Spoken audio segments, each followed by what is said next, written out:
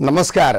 आलीदेखि थालीसम्म, गोठदेखि ओठसम्म आवाज बिहानहरूको आवाज यो हो कृषि टेलिभिजन। हामी छौँ 24 घण्टा तपाईँको साथ। आज माटो दिवसको सन्दर्भमा विशेष कार्यक्रममा उपस्थित भएका छौँ। विश्व माटो दिवस। माटो भन्ने बित्तिकै हामी जहाँ टेक्छौँ, जहाँ हुर्किन्छौँ, जहाँ जन्मिन्छौँ, जहाँ उत्पादन हुन्छ, जहाँ फल फल्छ, जहाँ बोटबिरुवा उमार्छौँ हामीले, जहाँ माटोले बिउलाई छोपेर फेरि बेर्ना उत्पादन गरेर हामी उत्पादन गर्छौँ र त्यसबाट हाम्रो जीवन चल्छ। हाम्रो जीवन नै माटोसँग गाँसिएको हुन्छ। तर त्यो माटो कस्तो छ, माटोले के कस्ता उत्पादनहरू दिन्छन्, माटोभित्रका सकारात्मक गुणहरू, माटोले पार्ने नकारात्मक प्रभावहरू र माटोले गर्दाखेरि हाम्रो जीवन समृद्धि, समग्र देशको समृद्धि, विश्वको समृद्धि र विशेष गरी किसानी जसले खेती किसान गर्नुहुन्छ, जसले उत्पादन गर्नुहुन्छ, उत्पादन गर्ने किसानको समृद्धि माटोले हुने गर्छ। त्यसैले आजको कार्यक्रममा हामीले तीनजना विज्ञ डाक्टरहरूसँग बसेर छलफल गर्दैछौँ। माटोको विषयलाई महत्त्वपूर्ण हामीले दिनौँ, माटोको विषयलाई प्राथमिकता राखेनौँ। हामीले कृषिका ठुल्ठुला नाराका भाषणहरू छाड्छौँ र ठुल्ठुला कुराहरू गर्छौँ, तर सामान्य कुराहरू, माटोको विषय, माटोभित्रका अम्लीयपनाका कुरा होलान्, माटोका गुणस्तरका कुराहरू होलान्, माटोका विभिन्न समस्याका कुराहरू होलान्, माटोलाई राम्रो उर्वर शक्ति जहाँबाट उत्पादन वृद्धि गर्ने ती माटो हामीले राम्रो माटो कसरी बनाउने भन्ने विषयमा आजको छलफलमा केही न केही हामीले निष्कर्ष निकाल्नेछौँ। आज हामीसँग तीनजना विज्ञ हुनुहुन्छ। डाक्टर गोविन्द प्रसाद शर्मा हुनुहुन्छ, सचिव कृषि तथा पशुपन्छी विकास मन्त्रालय। त्यसै गरी डाक्टर भवप्रसाद त्रिपाठी हुनुहुन्छ, वरिष्ठ माटो विज्ञ। त्यसै गरी डाक्टर श्रीप्रसाद विष्ट हुनुहुन्छ, प्रमुख राष्ट्रिय माटो विज्ञान अनुसन्धान केन्द्र नार्क। यहाँहरू तीनजनालाई स्वागत छ सरहरू। धन्यवाद। माटो, मैले श्रीप्रसाद सरबाट जान्न चाहेँ। वास्तवमा आज विश्व माटो दिवसको सन्दर्भ जोड्दाखेरि हामीले माटो भन्ने बित्तिकै हामी जहाँ टेक्छौँ, जहाँ हुर्किन्छौँ, जहाँ बस्छौँ, जहाँ हामी खान्छौँ, उत्पादन गर्छौँ, यी सबै माटोबाटै हुने गर्छ अथवा माटोसँगै हामी खेलिरहेका छौँ। तर माटो दिवस र विश्वमा माटोको महत्त्व, यो हाम्रो नेपाल जस्तो भूगोलमा, कृषि जस्तो भूगोलमा माटोको महत्त्व र माटो के हो र यसको विशेषता के हो र माटो दिवस हामीले किन मनायौँ सर? थोरै यहाँबाट जाउँ सर। पक्कै पनि कुनै पनि दिनको आफ्नो विशेषता हुन्छ। यो विश्व माटो दिवस भनेको चाहिँ माटो सम्बन्धी जनचेतना फैलाउने दिन हो र माटो सम्बन्धी एकदमै छलफल गर्ने, त्यसको विषयमा मनन गर्ने दिन हो। र माटो भनेको जसरी तपाईँले अघि भन्नुभयो, माटो भनेको प्रकृतिको एकदमै अमूल्य उपहार हो र माटो भनेको जीवन पनि हो। र माटो चाहिँ कस्तो हो भने जति पनि विश्वव्यापी समस्याहरूको एउटा समाधानको उपाय हो माटो भनेको, त्यसरी हामीले हेर्छौँ। त्यसले गर्दा जति विश्वव्यापी समस्याहरू आएका थिए ती समस्याहरूलाई समाधानको उपायको हिसाबमा माटोलाई लिँदाखेरि यो international union of soil science भन्ने छ, जो चाहिँ अन्तर्राष्ट्रिय स्तरका सबै माटो वैज्ञानिकहरूको एउटा समूह हो। र त्यो समाजले चाहिँ के गर्यो भन्दाखेरि 2002मा यो माटो विषयमा चाहिँ दिवस आएन। यसको एकदमै महत्त्व छ जीवनसँग। त्यसले गर्दा यसलाई चाहिँ यसको पनि एउटा दिवस हुनुपर्छ भनेर 2002मा उसले चाहिँ आफ्नो युनाइटेड नेसन्सलाई चाहिँ उसले आह्वान गरेको थियो, यसलाई एउटा माटो दिवस मनाउनुपर्छ है भनेर। त्यसपछि त्यो 68औं साधारण सभा, युएनको 68औं साधारण सभाबाट चाहिँ यसलाई 2013मा आएर चाहिँ यसलाई पास गरेर 2014को डिसेम्बर 5लाई चाहिँ हामीले विश्व माटो दिवस भनेर मान्छौँ। 2014देखि हामी सुरु गरेका छौँ र यो यसपालिको 8औं माटो दिवस हो। त्यति बेलै चाहिँ हाम्रो के भएको थियो भन्दा 2015लाई अन्तर्राष्ट्रिय माटो वर्ष भनेर पनि हामीले त्यसरी मनाएर आएका थियौँ। उहाँ त्यसरी नै घोषित गरिएको छ। त्यसरी 2015देखि 2024लाई यो अन्तर्राष्ट्रिय माटो दशक भनेर त्यसरी पनि घोषित गरिएको थियो। त्यसरी चाहिँ मनाउँदै आएका छौँ। अब माटोको महत्त्व भनेको धेरै तरिकाले हामीले हेर्न सक्छौँ, किनकि महत्त्वमा हामीले हाम्रो पोलिसीहरूले पनि कसरी फोकस गरेको छ।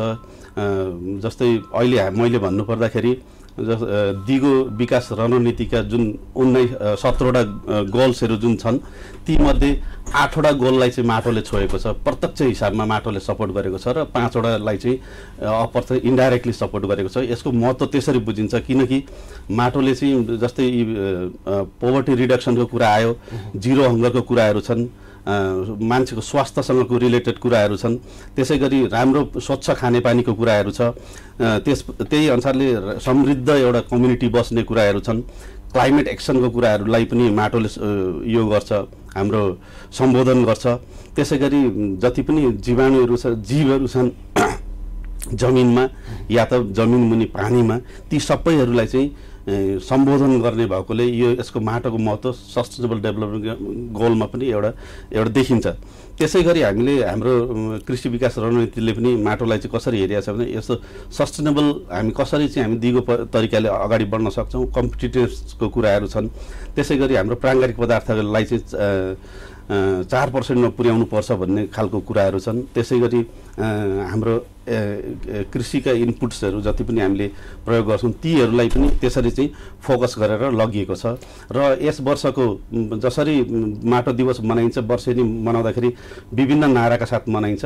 यसपालिको चाहिँ यो वर्ष चाहिँ हामीले विश्व माटो दिवसको यो भनेको डिसेम्बरको 5 तारिक हो, जसमा चाहिँ किङ भूमिबल जस्तै थाइल्यान्डको राजाको चाहिँ जन्मदिनको दिन पारेको छ यसलाई। किनकि थाइल्यान्डमा चाहिँ 2012देखि सुरु गरेको छ, उनीहरूले चाहिँ राष्ट्रिय स्तरमा गरेका थिए। अब यो चाहिँ अन्तर्राष्ट्रिय स्तरमा चाहिँ जब 2013मा मात्रै भएकोले गर्दाखेरि 14देखि सुरु गरेकाले अहिले 8औं हो। यसपालिको चाहिँ एफएओले जारी गरेको नारा चाहिँ halt soil salinization boost crop productivity, soil productivity भनेर दिएको थियो भने हाम्रो केसमा चाहिँ नेपालको सन्दर्भमा नुनिलो माटो एउटा इस्यु नभएकोले, समस्या नभएकोले गर्दाखेरि हामीले यसलाई चाहिँ उनीहरूसँगै एफएओसँगै छलफल गरेर चाहिँ हामीले चाहिँ यसपालिको नारा चाहिँ माटोको अम्लीयकरण रोकौँ, माटोको उत्पादकता बढाउँ भन्ने नाराका साथ हामी यसपालि विश्व माटो दिवस मनाउँदैछौँ। र यसको कार्यक्रमहरू पनि हिजोदेखि हामीले सुरु गरिसकेका छौँ।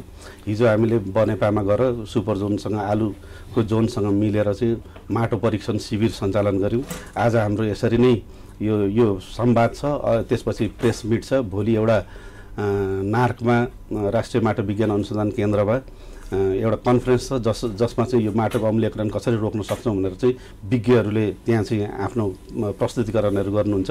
त्यसै गरी हामीले चाहिँ विश्व माटो दिवसको अन्तिम दिन 5 तारिकको दिन चाहिँ आइतबारको दिन हामीले प्रभात फेरी गरेर विभागमा एउटा सभामा परिणत गरेर त्यसमा चाहिँ त्यसरी चाहिँ हामीले यसपालिको विश्व माटो दिवस मनाउने गरेका छौँ। र यो चाहिँ माटो दिवस भनेको विशेष गरी कृषि विभाग, नेपाल कृषि अनुसन्धान परिषद, राष्ट्रिय किसान आयोग, पिएमएमपी, त्यसपछि फान्सेप, Nepali society of soil science, यी सबैको समन्वयमा चाहिँ हामी मिलेर चाहिँ त्यसरी मनाउँदैछौँ। मैले डाक्टर गोविन्द सरसँग जान्न चाहेँ सर, अब माटो दिवस मनाउँदै गर्दा माटोका समस्या पनि छन्। आज तपाईँ एउटा मन्त्रालयको सचिवको जिम्मेवारी सम्हालिरहनु भएको छ। त्यो समस्यालाई समाधान गर्ने कुरा, माटोको अम्लीयपनका कुराहरू छन्, माटोको उर्वरा शक्ति बढाउने कुराहरू छन्। अझ भनौँ अहिले रासायनिक मलले माटोलाई कङ्क्रिट बनायो भनिराखेका छौँ। एकातर्फ किसानले रासायनिक मल नपाएको अवस्था छ, अझै पनि साइल ट्रेडिङले, किसान लिमिटेडले मल चाहिँ पर्याप्त मात्रा दिन सकेन भन्ने गुनासो छ। अर्कोतर्फ त्यसले पनि फेरि हाम्रो माटोलाई चाहिँ असर गर्यो भन्ने कुरा छ। यसलाई मन्त्रालयले कुन ढङ्गले हेरिरहेको छ? म यहाँले सोध्नुभएको प्रश्नलाई दुई पाटोबाट हेर्छु। एउटा माटो के हो भन्ने हिसाबमा कुरा गर्छु, र त्यसपछि तपाईँले जुन रासायनिक मलको कुरा र माटोको सम्बन्ध र अहिले उपलब्धताको कुरा गर्नुभयो त्यसमा पनि म प्रवेश गरौँला। पहिलो कुरा माटो के हो भन्ने विषयमा चाहिँ फरक कुराहरू पनि हुन्छ। जस्तो इन्जिनियरको लागि बिल्डिङ कस्तो ठाउँ बनाउने भन्ने होला अथवा पनि होला, तर हाम्रो कृषिको लागि के हुन्छ भने हामी आदिमकालदेखि हामी सबै हाम्रो जीवन पद्धति माटोमै रहेको छ। माटो छ जीवन छ, माटो छैन जीवन छैन। किनभने हामीले प्राप्त गर्ने लगभग 95% भन्दा बढी खाद्यान्न जुन खान्छौँ त्यो चाहिँ माटोबाट नै प्राप्त हुन्छ, यो सोइल मिडियमबाट पनि प्राप्त हुन्छ। त्यसकारण माटोलाई राम्रोसँग व्यवस्थित गरियो अथवा माटोलाई आफ्नै किसिममा रहन दियो र त्यसमा बिरुवालाई प्राप्त हुनुपर्ने खाद्य तत्त्वहरूको व्यवस्थापन गर्न सकियो, त्यसमा चाहिने पानी अथवा त्यसमा मिनिमम रूपमा माटो जीवित पनि हुन्छ।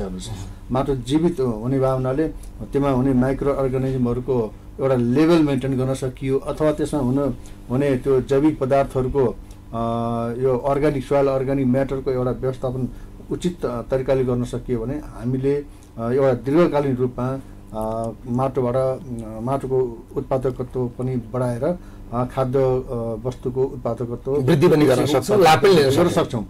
अब म अब दोस्रो तपाईँको पाटोमा म प्रवेश गर्छु कि यो एउटा कुरा भनाइ पनि छ कि यो poor soil and poor man go together भन्ने हामी जति संसारका प्राणीहरू छौँ, हामी मानव जाति छौँ लगायत प्राणीहरू सबै, मानवको मात्रै होइन सबै जनावर चराचुरुङ्गी सबैको मूल आधार माटो नै रहेको छ।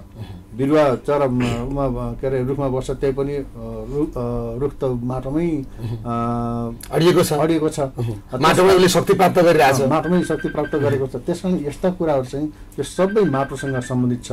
अब अलिकति कृषिको कुरा गर्दाखेरि अब यो तपाईँले हेर्नुभयो भने विगतमा कृषिको उत्पादन र उत्पादकत्व अलिकति कम थियो र पछि एउटा अब हरित क्रान्ति पनि भयो र त्यसमा रासायनिक मलको जुन किसिमले प्रयोग हुँदै गयो र अहिले तपाईँ के गर्नुहुन्छ भने रासायनिक मलको समुचित प्रयोगबाट नै विश्वमा कृषिको उत्पादन र उत्पादकता बढेको निश्चित रूपमा हो।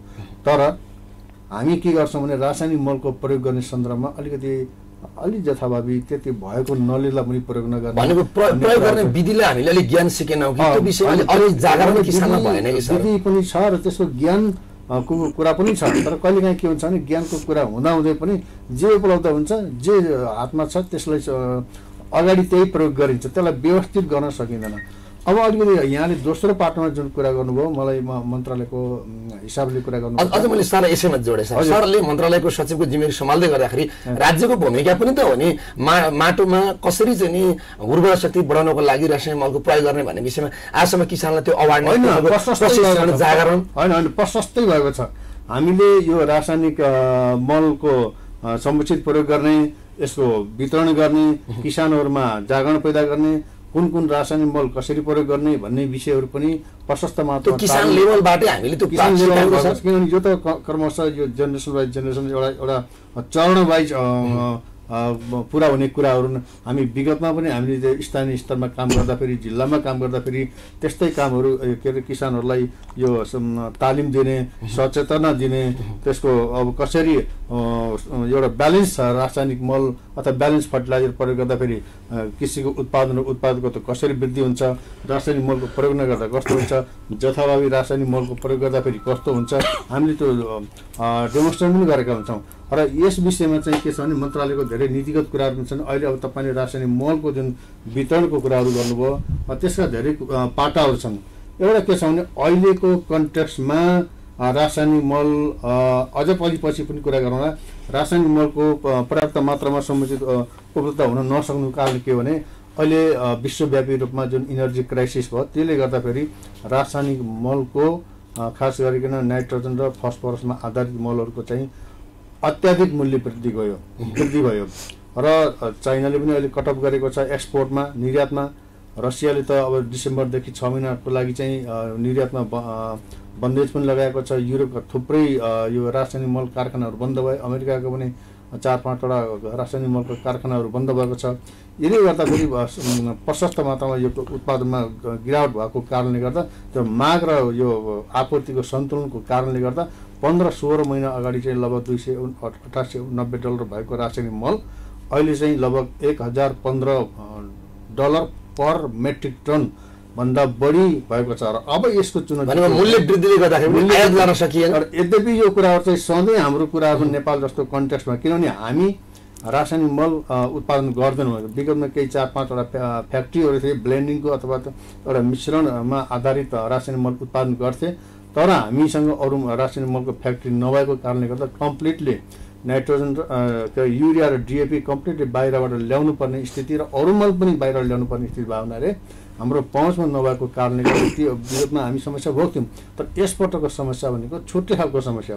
त्यसबाहेक केही कुराहरू नीतिगत कुराहरू पनि छन्, जस्तो खरिद प्रक्रिया अलिकति जटिल हुनु, त्यस्ता कारणहरूले। र अर्को कुरा के भने तपाईँको यो बजेट समयमा बजेटको सुनिश्चितता नहुनु, मूल्य वृद्धि हुन्छ, तपाईँ एउटा मूल्यमा बजेटिङ गर्नुहुन्छ, हप्तै पछि मूल्य वृद्धि भएको छ। यसपटकको के नीतिगत जटिलतालाई त सहज गर्न सकिन्छ नि? होइन, हामी गर्दैछौँ। हामीले के गर्दैछौँ भने अहिलेको खरिद निर्देशिकालाई हामी यो अलिकति सहज तरिकाले गर्नलाई हामी के अरे मुख्य सचिवजीको संयुक्त एउटा छलफल पनि गरेको थियौँ कि अब रासायनिक मलको यो उपलब्धतालाई कसरी सहज र सुनिश्चित गर्ने भन्ने त्यो विषयहरूमा हामी प्रवेश गरिसकेका छौँ। सरकारले त कारखाना नै खोल्ने भनेर बजेट पनि छुट्याएको छ। यस्तो छ, बजेट चाहिँ त छुट्याइसकेको छैन, एउटा अध्ययनको विषय चाहिँ भएको छ। अब रासायनिक मलको कारखानाको कुरा गरिहाल्नुभयो। कस्तो छ भने हाम्रो जस्तो कन्टेक्स्टमा रासायनिक मलको कारखाना स्थापना गर्नुभन्दा अगाडि हामीलाई कति रासायनिक मल चाहिन्छ त्यसको रिसर्च चाहिँ छैन सर? होइन, रिसर्च एक खालको अध्ययन चाहिँ भएको छ, किनभने लगानी बोर्डको उसमा इनिसिएटिभमा चाहिँ एउटा अध्ययन चाहिँ भएको हो। तर त्यसको अध्ययनले मात्र पनि हुँदैन कि अब हामी त्यो इन्डस्ट्री इस्टाब्लिस गरिसकेपछि नेसनल प्रोडक्सन, हाम्रो नेसनल डिमान्ड कति, हामी मिनिमम कट अफ पोइन्टमा कति लेभलमा प्रोडक्सन गर्नुपर्ने हो, त्यसको र मेटेरियल तपाईँ हाम्रो मुलुकभित्र छ कि छैन। आज हामी रासायनिक मल आपूर्ति गरेर किसानलाई वितरण गरेका छौँ भने भोलि उद्योग स्थापना गरेर तपाईँ कच्चा पदार्थ पाउन सक्नुभएन भने त्यसको व्यवस्था कसरी गर्नुहुन्छ, ती कुराहरूको सुनिश्चितता र त्यसको पनि मेथडहरू छ। जस्तो एउटा ग्यासमा के अरे नेचुरल उसमा चाहिँ ग्यासमा आधारित रासायनिक मल कारखाना स्थापना गर्ने, अर्को चाहिँ यो इलेक्ट्रोलाइसिस पद्धति भन्ने हुँदो रहेछ। त्यसबाट कुन यो अलिकति इलेक्ट्रोलाइसिसको चाहिँ अलिक महँगो छ भन्ने कुरा भएको छ। तर त्यसको डिटेल इन्जिनियरिङ व्यवस्थापकीय कुराहरू, डिमान्ड र सप्लाईको कुराहरू सुनिश्चित नगरिकन, लगानीको प्रत्याभूति नगरिकन 1 खरबभन्दा बढी लाग्ने अनुमान गरिएको छ। ती कुराहरू सुनिश्चित गरेपछि मात्रै प्रारम्भिक कुराहरू चाहिँ आएको छ। क्याबिनेटबाट पनि यसलाई अगाडि बढाउने, यसको अध्ययन गर्ने र यसलाई रासायनिक मल स्थापना गर्नुपर्छ भन्ने कुरामा चाहिँ यो लगानी बोर्डसँगको एउटा कुरा पनि आएको छ प्रस्ताव। त्यसलाई अझै बढी परिष्कृत गरेर अगाडि जानुपर्ने हुन्छ। मैले यहाँलाई चाहिँ अब मैले अहिले यति चाहिँ भन्न चाहेँ। तर खास गरिकन हाम्रो मकसद के हो भने माटो हो हाम्रो कन्सर्न, हाम्रो कृषि उत्पादकत्व हो। किनभने रासायनिक मल माटोको गुणस्तरको कुरा हो, माटोको गुणस्तरको कुरा हो। माटोको गुणस्तरको कुरा रासायनिक मल मात्रै प्रयोग गरेर होइन कि हाम्रो आदिम कालदेखि हाम्रा पुर्खाहरूले, हाम्रै पुस्ताले पनि, हाम्रो बुवा आमाहरूले जसरी एउटा यो खेतीपातीको व्यवस्थापन गर्नुहुन्थ्यो विगतमा, तर अहिले अलिकति समय परिवर्तन भएको छ। त्यो कन्टेक्स्टमा चाहिँ रासायनिक मलको र अर्ग्यानिक म्याटरलाई पनि, सोइलको अर्ग्यानिक म्याटरलाई पनि एउटा व्यवस्थित तरिकाले मेन्टेन गर्ने किसिमले रासायनिक मलको प्रयोग गर्दै सन्तुलित मल प्रयोग गर्नुपर्छ भन्ने कुरा चाहिँ माटोको उचित व्यवस्थापनको लागि यो जरुरी छ। मैले थोरै भयप्रसाद सरसँग जान चाहेँ। माटो भूगोल अनुसार पनि फरक छ, उत्पादन पनि भूगोल अनुसार फरक छ, एकदम छ। अब माटोको चुनौती सँगसँगै माटोभित्रको अवसर पनि छ नि सर। अवसरको खोजी गर्ने भनेदेखि हामीले भूगोल अनुसारको, समय अनुसारको, मौसम अनुसारको खेती हामी गरिरहेछौँ, तर पनि हामीले लाभ लिन सकेका छैनौँ सर। हजुर, अब यसमा के छ भनेदेखि अब सचिवज्यूबाट पनि अहिले भर्खरै यहाँ कुरा आयो र हाम्रो प्रमुख माटो विशेषज्ञ अथवा प्रमुख नायकबाट पनि यो कुरा आयो। के छ भने माटोको उर्वरा शक्ति कायम गर्नको लागि प्राङ्गारिक पदार्थ चाहिँ हाम्रो मुटु जस्तै हो। प्राङ्गारिक पदार्थ हाम्रो कमसेकम 1% भन्दा कम प्राङ्गारिक पदार्थ भयो भने त्यसलाई चाहिँ निर्जीवित माटो भनिन्छ। त्यसमा भएका सूक्ष्म जीवाणुहरू बच्न सक्दैन। त्यसकारणले प्राङ्गारिक पदार्थलाई कसरी बढाउने भन्ने कुरोमा एकदम जरुरी छ। र अहिले चाहिँ अलिकति के भइरहेको छ भनेदेखि युवाहरू गाउँघरमा नबस्ने, विदेश जाने अथवा सहरमा आएर बस्ने, बाजो छ, जग्गा जमिन खाली छ। त्यसले गर्दाखेरि के छ भने प्राङ्गारिक पदार्थको मात्रा हाम्रो युवाहरूले त्यसमा काम गर्न नसकेर हो। प्राङ्गारिक उत्पादनको लागि त गाई भैँसी पाल्नु पर्यो, पशुपालन गर्नु पर्यो, एकदम सही कुरो हो। पातपतिङहरू जम्मा गर्नलाई चाहिँ मल बनाउनु पर्यो। हजुर, त्यसको साथसाथै के छ भनेदेखि हामीले यो बाली प्रणालीमा कोसे बालीहरू लगाउने, कोसे बालीहरू लगाउँदाखेरि यो हाम्रो हावामा भएको नाइट्रोजन तत्त्व त्यसले सोसेर लिन्छ र त्यसपछि लगाइने बालीमा त्यो तत्त्व नाइट्रोजन तत्त्व आउँछ र साथसाथै त्यसका भनौँ न अवशेषहरूलाई पनि हामीले माटोमा मिलायौँ भनेदेखि त्यसबाट प्राङ्गारिक पदार्थ पनि बन्छ। प्राङ्गारिक पदार्थको साथसाथै सजिलोले भन्नुभएको जस्तै अब त्यसमा सन्तुलित मात्रामा रासायनिक मल दिनुपर्छ।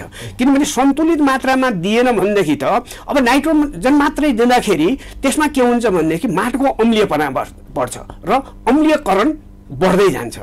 अब के छ भनेदेखि यो सन् 1960 देखि 70 को बीचमा जुन यो हरित क्रान्ति आयो नि, किनभने विश्वमा ठुलो भोकमरी पर्यो, त्यसले गर्दाखेरि यो भोकमरीलाई कसरी कम गर्ने भनेर अनिखेर त्यहाँबाट यो विकासका जातहरू धान गहुँ मकैको विशेष गरेर अनि त्यसपछि रासायनिक मलहरू, किनभने बढी फल्ने अन्नबालीहरूलाई बढी मल नदिकन भएन भनेर रासायनिक मलको प्रयोग हुन थाल्यो र अनि त्यसले उत्पादन पनि बढ्यो र जुन उत्पादनले गर्दाखेरि विश्वमा जुन यो हङ्गरको कुरो आउँछ होइन, खाद्य सुरक्षाको कुराहरू आउँछ, त्यसलाई चाहिँ धेरै सहयोग पुग्यो। तर नि सर माटोको उर्वरा शक्ति अलिक घट्दै गयो अथवा माटो चाहिँ अलिकति अब कङ्क्रिट हुँदै गयो र फेरि उत्पादन यता गर्दै गयो, मन्द मन्द बिच चाहिँ यो रासायनिक मलले केही ल्यायो कि भन्ने पनि यता कता बुझाइ छ नि। एकदम सही कुरो हो, किनभनेदेखि सन्तुलित मात्रामा रासायनिक मल दिने हाम्रो किसानहरूको चलन छैन। उहाँहरू के छ भनेदेखि अब यो नाइट्रोजन तत्त्वले चाहिँ युरियाले तुरुन्त बाली नालीलाई हरियो पार्छ अनि किसानहरूले हरियो देख्ने बित्तिकै हाम्रो त एकदम बाली राम्रो भयो भन्ने हुन्छ, राम्रो फल फलिहाल्छ, त्यसैलाई बढी प्रयोग गरिन्छ। तर अहिले आएर हाम्रो कृषि विभाग कृषि मन्त्रालयबाट अवेरनेसका कुराहरू किसानलाई अनिखेरि अनुसन्धानका लागि यस्तो रिजल्ट छ भनेर ती कुराहरू पनि विभिन्न भनौँ न अब जिल्ला स्तरमा गाउँ स्तरमा किसानको खेतमै गएर बारीमै गएर चाहिँ पाठ सिकाउनु पर्ने होइन, पाठ सिकाइरहेको छ। तर अलिकति अहिले समस्या अलिकति हाम्रो के आएको छ भने सङ्घीयतामा नेपाल गइसकेपछि हाम्रो जनशक्तिको कमी छ, प्राविधिक जनशक्तिको। त्यसले गर्दाखेरि हामीलाई अलिकति यो किसानहरूलाई यो तौर तरिकाहरू प्रदर्शन गरेर देखाउने उहाँहरूलाई जागरण हुने काममा चाहिँ हामी अलिकति पछि परेकै छौँ। अब अर्को कुरो यहाँले के भन्नुभयो भनेदेखि भूगोलले पनि माटोलाई अलिकति के असर पार्छ कि अम्लीयपनालाई भन्ने कुरो गर्नुभयो, एकदम सही कुरो हो। अब म अलिकति यहाँलाई अम्लीयपना कसरी भयो त नेपालमा भन्ने विषयमा अलिकति उल्लेख गर्न चाहन्छु। के छ भनेदेखि हाम्रो जति पनि माटो बनेको छ त्यसका चट्टानहरू जस्तो फाइलाइट भन्ने, ग्रेनाइट भन्ने, निस भन्ने र लाइम भन्ने, यिनीहरू त्यो चट्टानहरू खिएर माटो बन्ने हो। एउटा चुनढुङ्गा लाइमस्टोन बाहेक अरू सम्पूर्ण हाम्रो चट्टानहरू चाहिँ जम्मै अम्लीय माटोबाट अम्लीयपना छ त्यसमा र त्यसबाट बनेका माटोहरू अम्लिने हुन्छ। अब अर्को कुरो के छ, अब अहिले हाम्रो कस्तो छ हाम्रो देशमा भनेदेखि थोरै समयमा धेरै पानी पर्ने, जस्तो पूर्वमा हामीले हेऱ्यौँ भनेदेखि 3 देखि 4 महिनामा 90% पानी पर्छ भनौँ, वैशाख जेठदेखि भदौ असोजसम्म। अनि के हुन्छ त माटोमा भएका यो क्याल्सियम र म्याग्नेसियम तत्त्वहरू चाहिँ चुहिएर जान्छ। साथसाथै अब यो हाम्रो भू बनोटले गर्दाखेरि पहाडको माटो बग्दाखेरि अरू खाद्य तत्त्वको साथसाथै क्याल्सियम र म्याग्नेसियम पनि बगेर जान्छ, त्यो पनि हाम्रो एउटा समस्या छ। र अर्को कुरो के छ भनेदेखि हामीले प्रयोग गरेका अब अहिले हामीले धेरै कुराहरू यहाँ भनौँ रासायनिक मलहरू र पहिले के भयो भने एमोनियम सल्फेट चाहिँ नेपालमा धेरै आयो, जसले गर्दाखेरि त्यो एमोनियम सल्फेट मल जसले नाइट्रोजन भन्ने तत्त्व दिन्छ त्यसलाई चाहिँ के गरियो भनेदेखि अनि नेपाल सरकारले त्यसलाई रोक्यो। नेपाल सरकारले रोकेर अब हामी एमोनियम सल्फेटमा नजाउँ, अब हामी बरु युरिया र डिएपी डाइ एमोनियम फस्फेट र अनिखेर त्यहाँबाट यो पोटासियम क्लोराइड जसलाई हामीले यो नुन खोर्सानी पिन्दाखेरिको जुन रङ आउँछ नि त्यो त्यसलाई चाहिँ हामी पोटासियम क्लोराइड भन्छ, त्यस्तो मास ब्यालेन्स रूपमा जानुपर्छ भनेर भन्यो। र जसले गर्दाखेरि जुन रफ्तारमा पहिले हाम्रो अम्लीयपना बढेको थियो त्यो केही हदसम्म अहिले कम भएको छ। अनि अर्को कारण के छ भनेदेखि यदि हामीले धान गहुँ मकै हरेक बाली लियौँ भनेदेखि एक बाली हामीले काट्दाखेरि क्याल्सियम चाहिँ 14 किलो प्रति हेक्टर चाहिँ त्यो बालीले लिन्छ। अब त्यसको अन्न बाली भनौँ अथवा त्यसको ढोड भनौँ अथवा त्यसको पराल भनौँ त्यसले लिन्छ। त्यस्तै गरी अर्को गहुँले करिब 11 किलो म्याग्नेसियम सल्फेट लिन्छ। हरेक बालीले क्याल्सियम र म्याग्नेसियम तत्त्व लिने तर हामीले नहाल्ने, यो ब्याङ्कबाट पैसा निकाले जस्तै हो। ब्याङ्कबाट सकेन हामीले माटोलाई दिन सकेनौँ, लियौँ माटोबाट लियौँ मात्रै एकदम। अनि आएन भन्न राम्रो फल फल्न भन्न वृद्धि भएन भन्न कृषि खेती नै छोडिदियो अझ हो, त्यो पनि एउटा कारण भएको छ। र अर्को के हो भनेदेखि अब केही वर्ष अगाडिदेखि नै हाम्रो के भयो भने जति पनि यो भुछे भएर एकदम डिग्रेडेड ल्यान्ड छ नि त्यस्तो ल्यान्डमा के गर्न थाल्यो भनेदेखि यो गोब्रे सल्ला लगाउन थाल्यो। त्यो गोब्रे सल्लाको पातहरूलाई चाहिँ यो प्राङ्गारिक मल गाई वस्तुको गोठमा लगेर त्यसलाई चाहिँ मल्चिङ गरेर त्यसको गाईबस्तुको गोबर र पिसाबसँग मिलाएर हामीले त्यसलाई चाहिँ कम्पोस्ट मल भनौँ न गोठे मल अथवा कम्पोस्ट मलसँग मिलाएर त्यो गर्दाखेरि त्यसले के गर्छ भनेदेखि माटोको अम्लीयपना बढाउँछ। त्यो भयो धेरै र अब अहिले त्यो हुँदैन थियो। अब अहिले गएर के छ भनेदेखि हाम्रो कृषि विभाग के अरे यो वन मन्त्रालय र वन विभागले पनि के गरिरहेछ भने अब विस्तृत वनमा जानु पर्यो। गोप्य सल्लाह मात्रै लगाउनु भएन। त्यो एकदम डिग्रेडेड एरियाहरूमा जहाँ चाहिँ भुछे भएर माटो बगिया छ होइन, खालि त्यहाँ कङ्क्रिट मात्रै छ, त्यस्तो ठाउँमा त्यसो गर्नुपर्छ भनेर यी 5 वटा कारण चाहिँ मुख्य हो माटोको अम्लीयपना।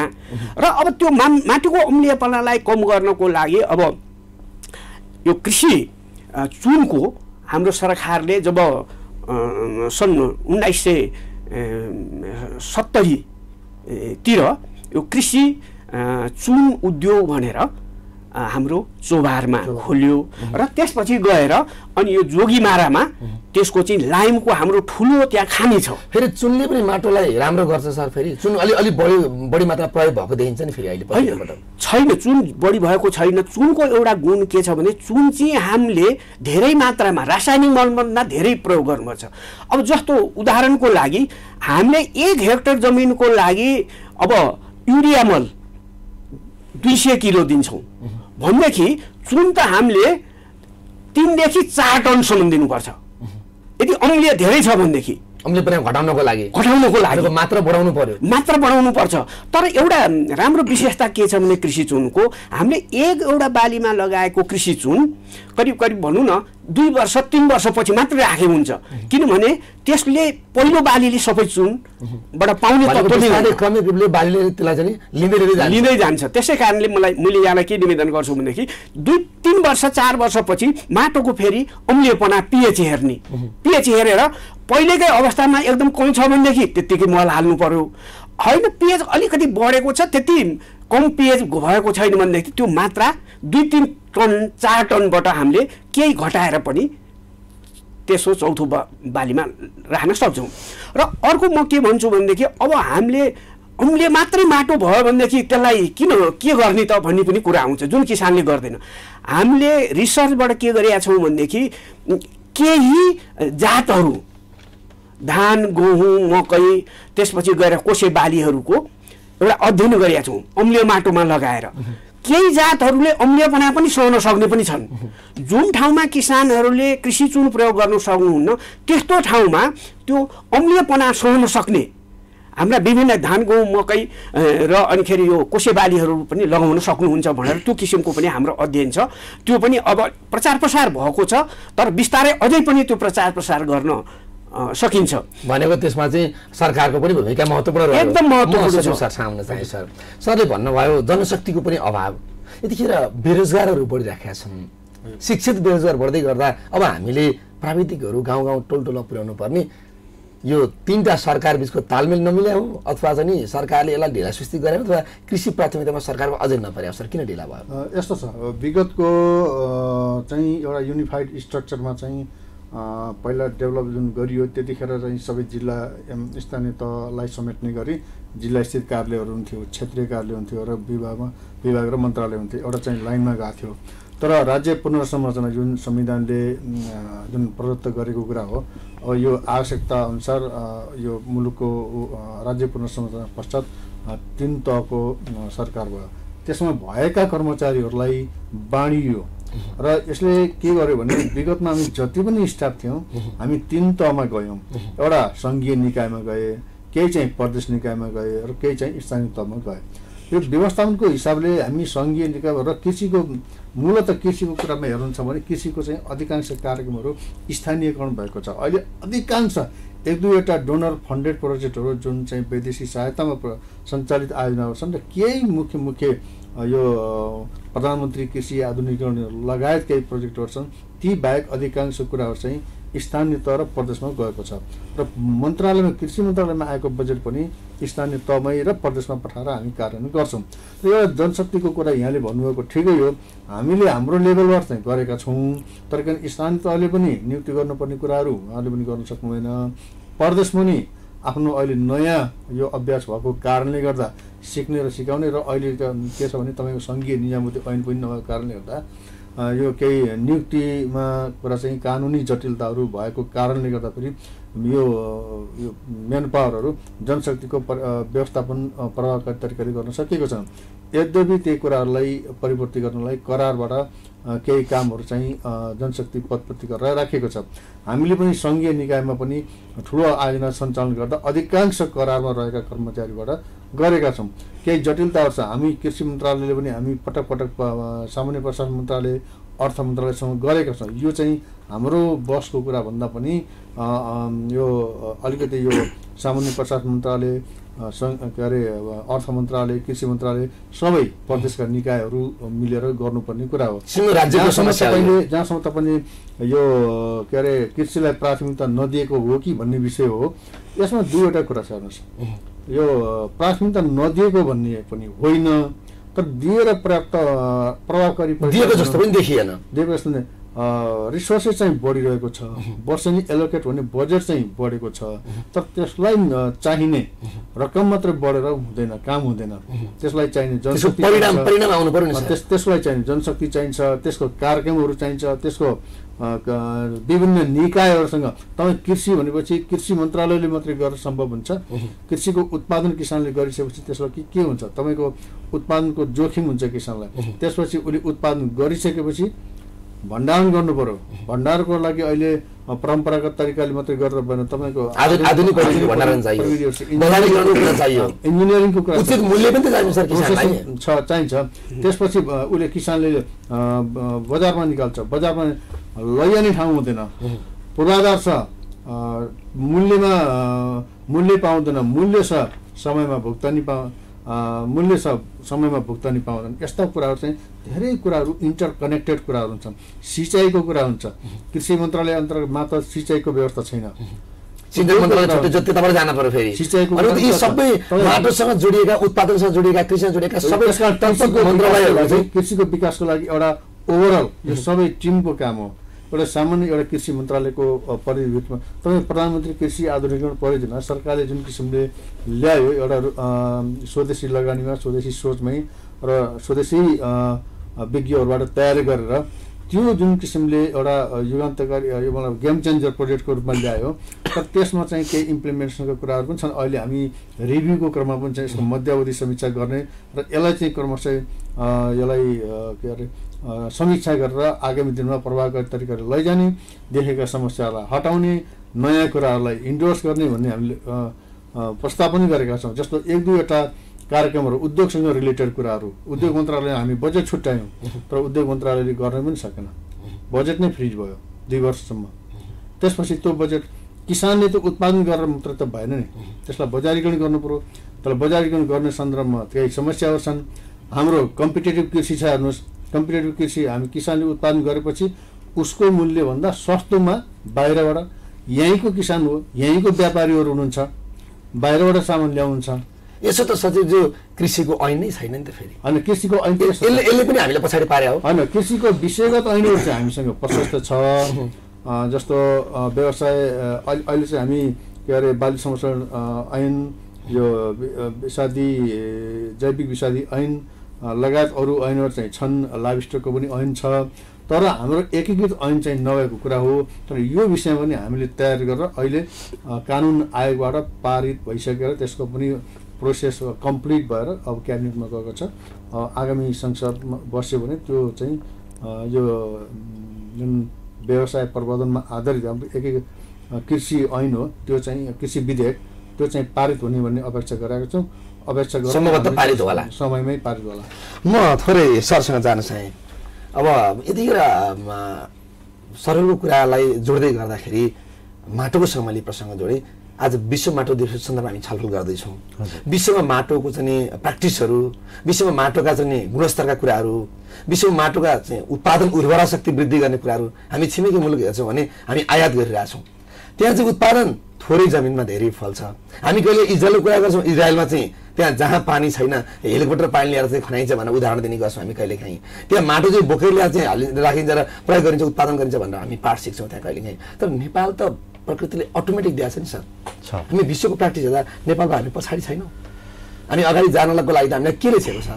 अब यसमा चाहिँ धेरै कुराहरू छन्, धेरै पक्षहरू छन्। किनकि एउटा त किसानको स्तरलाई पनि हेर्नुपर्छ। किसान एउटा गरिब किसानले कति उसले इन्भेस्ट गर्न सक्छ एग्रिकल्चरमा, एउटा त्यो पक्ष भयो होइन। अर्को चाहिँ अब जस्तै तपाईँले भन्नुभयो माटो चाहिँ अन्त धेरै राम्रोसँगले म्यानेज गरेका छन्, हाम्रोमा चाहिँ किन व्यवस्थापन गर्न सकिएन भन्ने। अब हामीसँग चाहिँ स्रोत साधनको पनि कमी चाहिँ भएको होइन, हामीसँग प्रविधि पनि नभएका होइनन्। प्रविधि पनि एकदमै प्रकृतिले आफै दिएको छ, प्रकृतिले पनि दिएको छ, राम्रोसँगले प्रकृतिले दिएको छ। तर यसमा उच्चतम सदुपयोग गरेर हामीले सकेनौँ। अब यसको चाहिँ समस्याहरू चाहिँ मैले के देख्छु भन्दा विशेष गरी माटोमा आएका समस्या भनेको चाहिँ माटोमा देखिएका एउटा चाहिँ प्राङ्गारिक पदार्थको समस्या अघि जति डिस्कस गरे पनि एउटा अहिले हामीले माटोलाई एक हिसाबले हेर्ने हो भने माटोको चाहिँ अहिले हेर्दाखेरि 53% चाहिँ अम्लीय माटो छ नेपालको माटो र 5% क्षारीय छ। त्यो खासै त्यो धेरै छैन, अरू चाहिँ लगभग ब्यालेन्समै छ, न्युट्रलमै छ। किनकि माटोको अम्लीयकरणको कुरा हामी आज गर्दैछौँ भने अब यसमा चाहिँ हामीसँग प्रविधिहरू छन्, तर प्रविधि एक्ज्याक्टली किसानले चाहिँ प्रयोग गर्न सकेको छैन। सबै किसानले सकेका छैनन्। भन्दा बाहिर भयो अथवा चाहिँ त्यो ज्ञान क्षमता भएन, अथवा प्रविधि प्रयोग गर्न दिएनौँ सर हामीले। होइन, प्रविधि प्रयोग गर्न नदिएको त होइन, प्रविधि प्रयोग गर्न दिएको छ सबैलाई। ल यसरी नै प्रविधि यो हुन् प्रविधि भनेर जानकारी गराएको छ। अब समस्याहरू चाहिँ कस्तो आयो भने अहिलेको ट्रेन्ड अहिले अघि जसरी भन्यो नि युवाहरू ठाउँमा छैनन्।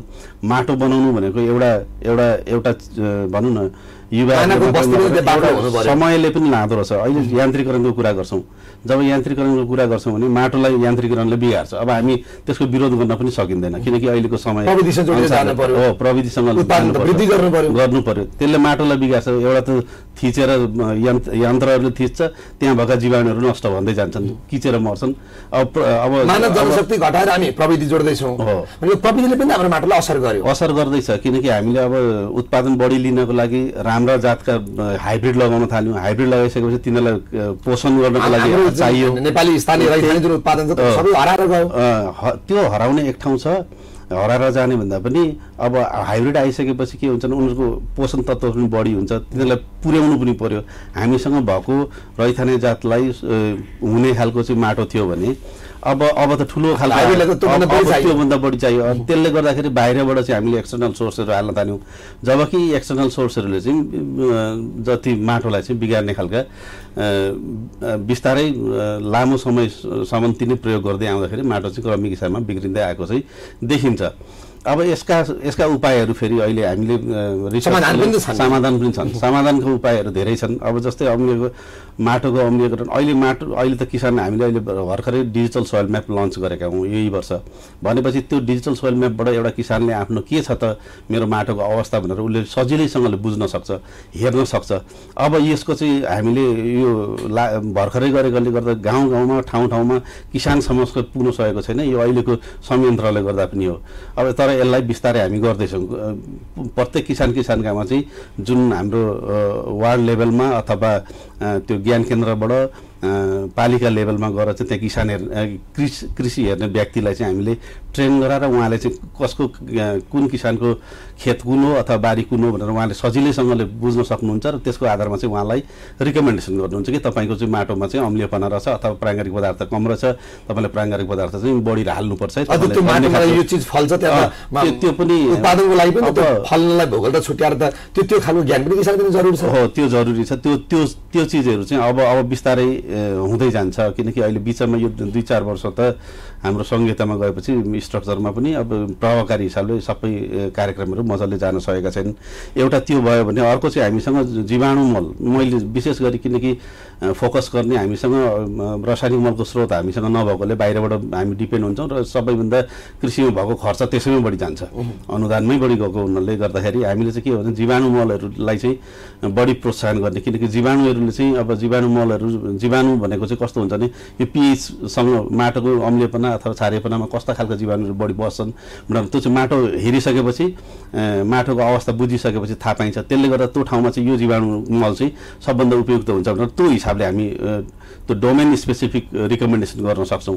त्यसरी चाहिँ जान सक्छौँ। जस्तै हामीले ब्याक्टेरियाहरूलाई हेऱ्यौँ भने लगभग 7 pH-मा भन्दा माथि 7देखि 6.5 देखि 7.5 भित्रमा उनीहरूको एक्टिभिटी बढी हुन्छ भने ढुसीहरूको चाहिँ 5, 5.5, 6 तल जति pH अम्लीय भयो तिनीहरूको अब यही अम्लीयपनाको कारणले गर्दाखेरि विभिन्न थरीका समस्याहरू जस्तै अहिले काउली बन्दाहरूमा रायोहरूमा चाहिँ गाँठ जरामा गाँठ पलाउनेहरू आएका छन्। यी सबै भनेको अम्लीयकरण भएको कारणले नै माटोको समस्याले भएको हो। जस्तै तपाईँको अलैँचीमा हामीले पहिला पछिल्लो समयमा सुर्के रोग भनेर आयो।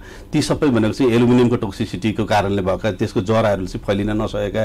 अब जरा नै बिग्रिसकेपछि त तपाईँको बोट त सक्यो। यस्ता खालका समस्याहरू चाहिँ देखेका छन्। त्यसले गर्दा हामीले चाहिँ के विशेष फोकस गरेका छौँ भने जीवाणु मलहरूलाई चाहिँ जीवाणु मलहरूलाई चाहिँ त्यहाँ प्रयोग गर्न सकिएमा कम पनि हो, एकदम थोरै पनि लाग्छ र खर्च पनि कम लाग्छ। त्यस्तो खालको चाहिँ हामीले गरिरहेका छौँ। किनकि जीवाणु मलहरू लगाइसकेपछि एसिडिटी भनेको चाहिँ के हो भन्दा हाइड्रोजन आयनको कन्सन्ट्रेसनलाई हामीले एसिडिटी भन्छौँ। त्यो वायुमण्डलबाट पनि उसले स्थिरीकरण गर्छ, फिक्सेसन गर्छ भने पनि नाइट्रोजन फिक्स गर्दाखेरि उसले एमोनिकल फर्ममा दिनुपर्ने हुन्छ बोट बिरुवालाई। त उसले त्यो फर्म गर्दाखेरि माटोमै भएको हाइड्रोजन आयन युज गर्छ। त्यसले गर्दा एसिडिटीलाई चाहिँ कसरी हुन्छ अलिकति न्यूनीकरण त्यसरी पनि गर्न सकिन्छ। हामीले अर्को चिज के छ भने बायोचार भनेर हामीले भन्छौँ। बालीहरूको अवशेषहरू जति रहेका छन् तिनीहरूलाई चाहिँ हामीले डाइरेक्ट कुहाउनु भन्दा पनि बायोचार बनायौँ भने अझ त्यसलाई चाहिँ एउटा माटोको अम्लीयकरणलाई निराकरण गर्ने हिसाबले, किनकि त्यसले चाहिँ त्यो चाहिँ 10 pH हुन्छ त्यसको। त्यसले गर्दा अम्लीय माटोमा त्यो लगाउँदाखेरि उत्पादनहरू माटोको अम्लीयपना घटेर आउँछ भनेपछि pH बढेर जान्छ। त्यसले गर्दाखेरि त्यस्तो खालको प्रविधिहरू हामीले गरिसकेका छौँ र हामीले विभिन्न बालीहरूमा परीक्षण पनि गरेका छौँ कि यो कृषि चुन प्रयोग गर्दाखेरि कतिसम्म उत्पादन वृद्धि हुँदो रहेछ, माटोको गुणस्तर कहाँसम्म पुग्छ भन्ने चाहिँ। अब मैले एउटा के देख्छु भन्दाखेरि कृषि चुन चाहिँ हामीसँग छ, तर हामीसँग उत्पादन हुने अहिले एकदमै कम छन्। अब यसको नियमन एउटा क्वालिटी कन्ट्रोल चाहिँ जरुरी छ। किनकि अहिले यसो बुझ्दाखेरि जसले 2टा सप्लायर अहिले भएका चाहिँ भनेको यो छत्र देउरालीमा एउटा र उसमा हेटौडामा एउटा 2टा मात्रै नेपालको कन्टेक्समा देखिन्छ। तर कृषि जुन चाहिँ क्रसरहरूले बनाएर पनि जताततै बिक्री भइरहेको अथवा त्यसरी गइरहेको पनि कुराहरू सुन्नमा आउँछ। त्यसले गर्दाखेरि यी कुराहरू चाहिँ हामीले के क्वालिटी चाहिँ हाम्रो कसरी इन्हेन्स गर्ने ती कुराहरूमा चाहिँ हामीले अलिकति जोड दिनुपर्ने खालको चाहिँ मैले देख्छु त्यो एउटा। र त्यसै गरी हामीलाई किनकि रासायनिक मल त आवश्यक पनि हो, किनकि सबै बालीमा हामीले सक्दैनौँ। त्यो कुराहरू चाहिँ रासायनिक मललाई चाहिँ हामीले के गर्न सक्छौँ भन्दा ब्यालेन्स हिसाबले जब सन्तुलित हिसाबमा प्रयोग गर्छौँ त्यो गर्दाखेरि चाहिँ हाम्रो सबैमा यो एसिड फर्मिङ फर्टिलाइजर्स जुन जसले चाहिँ अम्लीयकरणमा सघाउ पुर्याउँछ तीहरू चाहिँ न्युट्रलाइज गरेर जान्छ। त्यसले गर्दाखेरि हामीले त्यसमा चाहिँ बढी ध्यान दिनुपर्ने देखिन्छ। हामीले त्यसै गरी अहिले हामीले गर्न खोजेको चाहिँ के छ भने हामीले नेसनल सोइल इन्फर्मेसन सिस्टम भनेर हामी नाकमा डेभलप गर्दैछौँ। यसमा चाहिँ माटोको सम्बन्धी सूचना प्रत्येक चिजहरू चाहिँ हामी त्यहाँबाट सबैलाई उपलब्ध गराउँछौँ। त्यसरी चाहिँ हामीले डेभलप गर्दैछौँ, डेटाबेसहरू कलेक्सन गर्दैछौँ। किनकि रिसेन्टली हामीले एउटा जुन डिजिटल सोइल म्याप गर्यौँ त्यसले हामीलाई एउटा आधार बनाइदियो। त्यसबाट हामी अझ अगाडि त्यसले त उत्पादन अझ वृद्धि हुन्छ र किसानमा अलि सकारात्मक जागरा पनि फैलिन्छ। अब यसको चाहिँ कस्तो हुन्छ भने डिजिटल सोइल म्यापलाई कसरी हेर्ने हो, किनकि पोलिसी लेभलले हेर्ने हो भने अब भनौँ माटोको अम्लीयकरण कहाँ छ भनेर नेपालको नक्सामा सबै अम्लीयकरण नक्सामा देखियो। यो ठाउँमा चाहिँ अम्लीय धेरै माटो यहाँ यो ठाउँमा रहेछ भनेपछि त्यो पोलिसी लेभलको मान्छेले चाहिँ के गर्न सक्छ भने अम्लीय माटो व्यवस्थापन गर्ने कार्यक्रमहरू त्यो ठाउँमा हिट गर्ने कार्यक्रमहरू त्यो पालिका लेभलले पनि आफ्नो माटोको अवस्था हेरेर मैले चाहिँ मेरोमा प्राङ्गारिक पदार्थ कम रहेछ, हामी प्राङ्गारिक पदार्थ व्यवस्थापन गर्ने कार्यक्रमहरू त्यहाँ लन्च गर्न सकिन्छ। त्यसरी चाहिँ प्रोग्राम पोलिसिसहरू माथिल्लो लेभलले त्यसरी चाहिँ हेर्न सकिन्छ। भनेपछि एउटा कुनै एउटा डेभलपमेन्ट पार्टनरले पनि म एउटा काम गर्छु भने केमा काम गर्ने भनेर तिमी नक्सा हेरेपछि सबै थाहा पाउँछ यो ठाउँमा समस्या यसको रहेछ है भन्ने हिसाबले। अब गभर्मेन्टले पनि अब भनौँ न साना जस्तै सूक्ष्म तत्त्वहरू नेपालमा धेरै एकदमै कम छन् र अध्ययन पनि कम छ। सूक्ष्म तत्त्वहरूको चाहिँ अहिले माटोमा एकदम कम भएर गएको छन्। ती पेचेसहरू कहाँ कहाँ रहेछन् त त्यो एरियामा सूक्ष्म तत्त्वहरूलाई चाहिँ विशेष फोकस गर्न सकिन्छ, अनुदानहरू दिनुपर्ने हो कि होइन, त्यसलाई चाहिँ कसरी प्रमोट गर्न सकिन्छ भनेर त्यो त्यसरी युज गर्न सकिन्छ भने अब पालिका लेभलको पोलिसी लेभलमा बस्नेहरूले त्यसरी युज गर्छन्। किसानले चाहिँ आफ्नो अवस्था माटोको अवस्था त्यहाँबाट जुन माटोको सूचना पाउँछ, पाइसकेपछि उसले चाहिँ मैले कसरी व्यवस्थापन गर्नुपर्ने रहेछ भनेर चाहिँ उसले त्यहीँको कृषि विज्ञसँग पनि सल्लाह गरेर गर्न सक्छ, या त कुनै किसानहरू त्यहाँ त सहजीकरण गर्ने व्यक्तिहरू धेरै हुन्छन्, एउटा जान्ने किसानसँग पनि ऊ सहजकर्ता हुनसक्छ। त्यसले गर्दाखेरि उहाँहरूले चाहिँ यसलाई चाहिँ मैले के गर्नुपर्ने रहेछ त, मैले के कुन चाहिँ हाल्नुपर्ने रहेछ भनेर चाहिँ त्यो हिसाबले चाहिँ उहाँहरूले आफ्नो उत्पादनमा वृद्धि ल्याउन सक्नुहुन्छ, माटोको व्यवस्थापन गर्न सक्नुहुन्छ। हामी कार्यक्रमको अन्तिममा एउटा मैले एउटा कुरा उठाउन चाहेँ कि अब अहिले हामीहरूको माटोको जुन कुराहरू गरिरहेको छौँ, हाम्रो माटो बचाउनको लागि त्यो माटो बचाउनु पनि पर्छ। अब आज सारा किसानहरूले पनि अहिले यो टेलिभिजन हेरिरहनु भएको छ कि हाम्रो मुख्य समस्या भनेको माटोको क्षय पनि भएको छ। हामी अलिकति पहाडका किसानलाई सोचेर हेर्ने भने, हिमालको किसानलाई सोचेर हेर्ने भने, खास गरेर पहाडको भिरालो जमिनमा त्यो चाहिँ वर्षेनी हाम्रो माटो चाहिँ नदी बर्खा स्प्ल्यास भएपछि माटो क्षय भएर तल बग्ने अनि खोला नाला हुँदै हाम्रो अझ यसको कारण यो संरचना निर्माणले पनि असर गर्यो नि त। त्यो हुन्छ छुट्टै कुरा। तर के भने अहिले किसानहरूले थाहा पाउनु पर्ने कुरा हाम्रो माटो जोगाउनु पर्यो। पहिला हाम्रो माटो जोगाउनु पर्यो, वृक्षारोपण गर्नुपर्ने ठाउँमा वृक्षारोपण गर्नु पर्यो। बढी भिरालो भएको ठाउँमा माटो बगेर गइरहेको छ, त्यसलाई रोकथाम गर्नु पर्यो। भिरालो भएको ठाउँमा चाहिँ हामी पटक पटक खनजोत गर्दाखेरि त्यो इरोजन भएर जान्छ। त्यसका केही तरिकाहरू छन्। अनि यो एउटा लेभलसम्म गिभनको के माटोको भिरालो बल हुन्छ त्यो लेभलसम्म मात्रै 30 डिग्री खेती गर्नु पर्यो। गर्नै पर्ने बाध्यता अवस्थामा भएको त्यो माटोलाई बचाउने किसिमले वृक्षारोपण गर्ने, पहिरो जान सक्ने सम्भावना भएको ठाउँहरूमा चाहिँ पहिरोको लागि अलिकति दीर्घकाल रूपमा सोच गर्ने। र एउटा कुरा के छ भने तपाईँको हाम्रो विभिन्न प्रयोगशालाहरू पनि छन्। माटोमा मल प्रयोग गर्नुभन्दा अगाडि माटो परीक्षण गर्ने। माटो परीक्षण गरेपछि एउटा के लेभल थाहा हुन्छ भने हाम्रो माटो अम्लिए छ कि क्षारीय छ कि कुन लेभलको छ, यसमा के खाद्य तत्त्व पुगेको छैन, त्यो हिसाबले हामी व्यवस्थापन गर्न सक्छौँ। सरकारको अब माटो परीक्षण प्रयोगशालाहरू छन्। हाम्रा यो किसानहरूलाई सचेतना गराउन जस्तो फार्मर्स फिल्ड स्कुल भन्छ नि, त्यस्तै आइपिएनएस इन्टिग्रेटेड प्लान्ट न्युट्रिएन्ट म्यानेजमेन्ट सिस्टममा आधारित भएर कृषक पाठशालाहरू सञ्चालन छन्। कृषक पाठशाला हामीले थुप्रै सञ्चालन गरौँ। यसले एउटा के भने किसानहरूमा एउटा जागरुकता के ल्याउँछ भने माटो भनेको यस्तो चिज रहेछ, यसलाई बचाउन यो कुराहरू गर्नुपर्ने छ। परीक्षणहरू यस्तो परीक्षण गऱ्यो भने, यस्तो काम गऱ्यो भने माटोकोबाट हामीले अधिकभन्दा अधिक फाइदा लिन सक्दो रहेछौँ, हाम्रो माटो सुरक्षित हुने रहेछ भन्ने कुराहरू चाहिँ हामीले खर्च गर्नुभन्दा अगाडि त हाम्रो खर्च नगरिकन के कसरी गर्न सकिन्छ भन्ने उपायहरू पहिले सोचेर हाम्रै अब जस्तो बुवा आमाहरूले चाहिँ हाम्रै पुर्खाहरूले गाईबस्तु पालेर गाईबस्तु प्रशस्त मात्रामा पालेर त्यहाँ प्रयोग गर्ने। अनि कम्पोस्ट मल प्रयोग गर्दाखेरि पनि त्यसका तरिकाहरू छन्।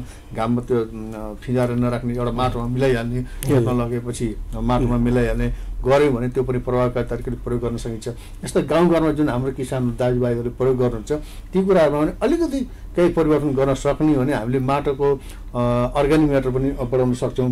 तर यसमा पनि दर्शक मैले यहाँलाई जोडेँ, माटो परीक्षण नगरी हामीले खेती पनि गर्छौँ नि। हामीले कुन भूगोलमा कुन ठाउँमा के उत्पादन हुन्छ त्यो चाहिँ उत्पादन चाहिँ हामीले रोप्ने चाहिँ फलेन भन्ने हाम्रो चिन्ता छ। तर उत्पादन चाहिँ त्यो भूगोल यहाँ जस्तो माटो परीक्षण नगरिकन हामीले खेती गर्दाखेरि त त्यो माटोले दिने चाहिँ परिणाम त राम्रो आउँदैन। त्यसको लागि भूगोल अनुसार पनि खेती गर्नुपर्छ। अब माटो परीक्षणै गर्नुपर्छ भन्ने छैन। हामीले किसानहरू यति परापूर्वकाल खेती गर्दा यति स्मार्ट हुनुहुन्छ, उहाँहरूको अनुभवले उहाँलाई थाहा हुन्छ कि यो मेरो माटो यस्तो यो अलिक बिग्रिया छ है माटो भन्ने कुरा किसानहरूलाई थाहा हुन्छ। त्यसकारण उहाँ पाहाडमा कुना कन्दरमा त्यो स्याउला ल्याएर खेतबारीमा राख्ने, एउटा सर्टेन ठाउँमा कम्पोस्ट गराउने, कुहिएपछि लगेर फेरि खेतमा लगेर राख्ने, त्यस्तो कुराहरू उहाँले गरिआएको कुरा हामीले धेरै सिकाउनु पर्दैन। तर के भने यसलाई अलिकति यसो अवेरनेस गराउन सक्यौँ भने यो काम चाहिँ हामीले गरेको काममध्ये जस्तो मल खाद त लगेर खेतमा राख्नु छ, त्यत्तिकै छर्ने चलन छ। तर माटोमा मिलाउनु पर्ने, समयभित्रै माटोमा मिलाउनु पर्यो। छर्यो भने त सनलाइटले त्यसमा भएको त्यो न्युट्रिएन्टहरू लस भएर जान्छ। हामीले काम त गरेका छौँ, तर त्यसलाई प्रभावकारी कसरी गर्ने त्यही कामलाई हामीले अलिकति नलेज सेयर गरेर, हाम्रो ज्ञान सेयर गरेर यो गर्दा राम्रो हुन्छ यो गर्दा चाहिँ गलत तरिका रहेछ भन्ने कुरा चाहिँ हामीले गर्न सक्यौँ भने हामीले गरेको इफोर्टबाट पनि हामीले गरेको लगानीबाट पनि त हामी त्यसबाट बढी प्रतिफल प्राप्त गर्न सक्छौँ नि। अनि अर्को चाहिँ के छ भने अब अलिकति पहिला हामी खेती गाईबस्तु पनि सँगसँगै हो नि त, हाम्रो कृषि पनि बढ्यो। एकदमै समय छोटकरीमा छ। अब अहिले के छ भने अलिक अब गाईबस्तु पशुपालन पाल्ने ट्रेन्ड चाहिँ कि त व्यावसायिक रूपमा बढेको छ कि त वात्तै घटेको छ। अब यस्तो अवस्थामा अब यो बाली चक्रमा चाहिँ यो हरियोमल अब अहिले सिँचाइको सुविधा पनि छ, धेरै ठाउँमा ड्रिप ट्युबवेलहरू गर्न सकिन्छ, स्यालो ट्युबवेल गर्न सकिन्छ।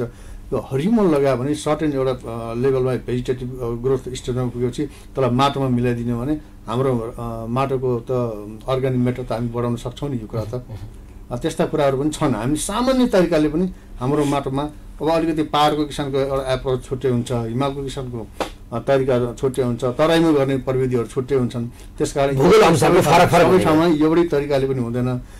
किसानहरू सबैलाई थाहा छ उहाँहरूलाई, तर के भने अलिकति छलफल गरेर हाम्रो समस्या यो हो, यसलाई चाहिँ हामीले गरेको प्र्याक्टिसमा यो राम्रो छ, यो कमजोर छ भन्ने कुरा प्राविधिकहरूसँग पनि छलफल गरेर गर्न सक्ने हो भने अहिले गरेको तरिकाबाट पनि केही कुराहरू चाहिँ किसानले आफ्नो लेभलमा र यो सामुदायिक लेभलमा गर्न सक्नुहुन्छ। जस्तो हामीले विगतमा चाहिँ एउटा सस्टेनेबल सोइल म्यानेजमेन्ट कार्यक्रममा दीर्घकालीन यो दिगो भू सञ्चालन गरौँ।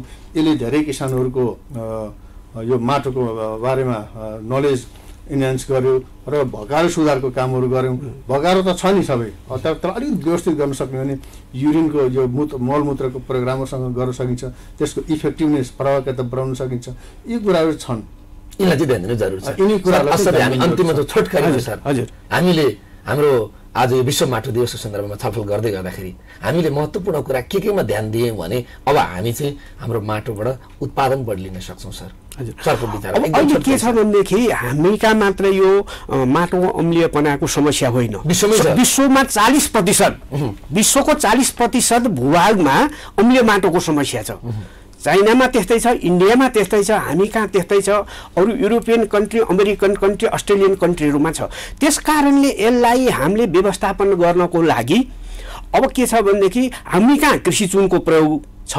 अब अरू देशहरूमा चाहिँ क्याल्सियम मात्रै होइन, कृषि चुनले त क्याल्सियम मात्रै दिन्छ, अर्को म्याग्नेसियमको पनि समस्या आएको छ। त्यसैले त्यसलाई चाहिँ डोलोमाइटिक लाइमस्टोन भन्छन्, जसले चाहिँ क्याल्सियम र म्याग्नेसियम दुवै तत्त्व दिन्छ। त्यो प्रयोग पनि अहिले अलिकति बढेको छ। अब किनभनेदेखि बढ्दो जनसङ्ख्यालाई त हामीले खुवाउनै पर्छ, त्यो राज्यको दायित्व हो, उत्पादन त बढाउनै पर्छ। अब रासायनिक मल नहाल्नुहोस् भनेर पनि भन्न सकिँदैन, उत्पादन वृद्धि गर्नै पर्यो, किनभनेदेखि हामीले उत्पादन वृद्धि नगरिकन हुँदैन। त्यसको लागि रासायनिक मल प्रयोग गर्ने ब्यालेन्स मात्रामा, सन्तुलित मात्रामा। त्यसको साथसाथै के गर्ने भनेदेखि अब हामीले कृषि चुन राख्नुपर्छ है पर्दैन। अहिले सब्जीज्यूबाट पनि भर्खरै यहाँ भन्नुभएको छ कि अब हामीले त्यो अवेरनेसका प्रोग्रामहरू, तालिमका कुराहरू पनि किसानहरूलाई दिनै पर्छ, किन त्यो नदिकन किसानहरूलाई थाहा हुँदैन। प्रदर्शनका कार्यक्रमहरू भए, अब जागरण अभियान सञ्चालन गर्नु पर्यो। अनिखेरि किसानलाई सुलभ तरिकाले, सजिलो तरिकाले आफ्नो घर दैलोमा हामीले कृषि चुनको व्यवस्थापन गर्ने अब स्थानीय सरकार छ, त्यो स्थानीय सरकारको दायित्व हो। यो सिंहदरबारको ढोका ढाब्राउनु पर्छ भने गाउँमै छ। त्यस कारण त्यहाँ गएर अब भनौँ सन्तुलित मल कसरी हाल्ने, प्राङ्गारिक पदार्थ कसरी बढाउने, माटोमा कृषि चुनको मात्रा कति गर्ने र अब हाम्रो विभाग मन्त्रालयबाट अब नार्कबाट पनि ल्याब टेस्ट गराएर कृषि चुनको कस्तो मात्रा छ भनेर कति होइन अम्लीयको अवस्था कस्तो छ भन्ने जानकारी दिन सकिन्छ। तर त्यसमा किसानहरू आफै नै जागरुक हुनु पर्यो, उहाँहरूले चासो दिनु पर्यो, यो गर्न जरुरी छ। र अब के छ भनेदेखि हाम्रो मुख्य बाली धान, गहुँ, मकै, अब त्यसपछि गएर यो कोसे बालीहरू र मध्य पहाडमा सुन्तला जात बालीहरू र अहिले धेरै मात्रामा यो हाम्रो टोम्याटो, गोलभेडाको खेती हुँदैछ। यदि अम्लीय माटो भयो भनेदेखि त्यहाँ गोलभेडा खेती नै हुँदैन र संसारको रिजल्टले नतिजाले के देखाएको छ भनेदेखि धेरै गोलभेडा उत्पादन गरेको ठाउँमा क्याल्सियम तत्त्व कम भयो, कृषि चुन कम भयो भनेदेखि 30%सम्म त्यो ब्लडम इन रट भन्छ कि त्यो तल चाहिँ कुहिन थाल्छ, त्यसको समस्या छ। त्यस्तै गरी अब सुन्तला जात फलफुलमा हाम्रो मध्य पहाडमा त प्रशस्त हुन्छ। अब त्यसमा चाहिँ हाम्रो एकदम माटोको अम्लीयपना बढेर त्यसलाई हामीले कृषि चुन प्रयोग गर्ने प्राङ्गारिक पदार्थको मात्रा बढाएनौँ भनेदेखि त्यो फुट्न थाल्छ। यहाँले देख्नुभयो होला सुन्तला हामी बजारमा गएर हेरौँ भनेदेखि साना सुन्तला त्यही पनि फुट्न थालेका, त्यो क्याल्सियमको माटोकै कारण हो। माटोमा क्याल्सियम भन्ने तत्त्वको कमी भयो, त्यसकारण त्यसको क्षतिपूर्ति हामीले जबसम्म दिँदैनौँ हाम्रो गुणस्तरीय भनौँ न गोलभेडा सुन्तला साथसाथै धान गहुँ मकै त्यसको हामीले हामी सबैले अम्लीयपना घटाउँदै माटोको उर्वरा शक्ति बढाउने कुरा र यो एउटा जागरण अभियान गर्ने कुरामा त रेसिङको राज्य लाग्नु जरुरी देखियो हैन। समय दिनुभयो, आइदिनु भयो, आफ्नो विचार राख्नुभयो। यहाँहरूलाई हार्दिक धन्यवाद। अरू यहाँहरूलाई पनि सम्पूर्ण कृषि परिवारलाई धन्यवाद दिन चाहन्छौँ यो अवसर दिनुभएकोमा।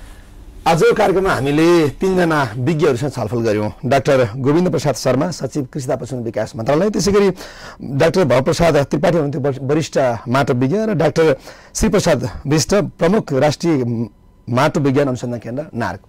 आजको छलफलबाट एउटा प्रश्न यो हुन्छ कि माटोको अम्लीयपना छ, उर्वरा शक्ति बढाउनु छ, जनसङ्ख्या वृद्धि भइरहेको छ, वृद्धि सँगसँगै आवश्यक खुराक पनि खुवाउनु छ, तर यसका समस्याहरू र चुनौतीहरूलाई अवसरमा बदल्न सिङ्गो राज्यले आवश्यक तत्त्वहरू निर्माण गर्न, मलको उपलब्ध अझ भनौँ प्राङ्गारिक मलको धेरै कुराहरू आए, धेरै छलफलहरू भए। हामीले गाई बस्तुहरू पाल्न छोड्यौँ, अझ भनौँ युवाहरू गाउँमा बस्न छोड्यौँ। हामी सबै खाडी मुलुकतिर छौँ, कोही विकसित मुलुकतिर छौँ, कोही सहरतिर छौँ। हामी गाउँ बस्ती सबै बाँझो हुँदाखेरि वस्तु हामीले पशुपालन नगर्दाखेरि हाम्रा जग्गा जमिनहरूमा आवश्यक पर्ने माटोको उर्वरा शक्तिलाई चाहिने मलको मात्रा, प्राङ्गारिक मलको मात्रा हामीले बनाउन सकेका छैनौँ। हिजो एउटा बाजेको पुर्खाको घरमा सयौँ गाई बस्तु बाख्रा भेडा च्याङ्ग्रा हुने गर्थे जसले मलको मात्रा पर्याप्त हुने गर्थ्यो, आज त्यही घटिरहेको छ। त्यसैले पछिल्लो चरण केही रूपमा युवाहरू व्यावसायिक रूपमा बाख्रा पालन, पशुपालन, तरकारी खेतीमा त लाग्नु भएको छ, जसले गर्दाखेरि गाउँमा केही माटोमा आवश्यक पर्ने मल चाहिँ वृद्धि होला कि भन्ने आश चाहिँ गर्न सकिन्छ। तर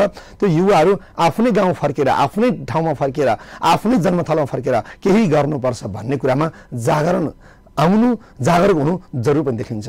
कार्यक्रम हेर्नुभयो, यहाँहरू सबैलाई धन्यवाद दिँदै म कार्यक्रम सञ्चालक घनश्याम ढुङ्गेल आजको विशेष कार्यक्रमबाट बिदा चाहन्छु। नमस्कार।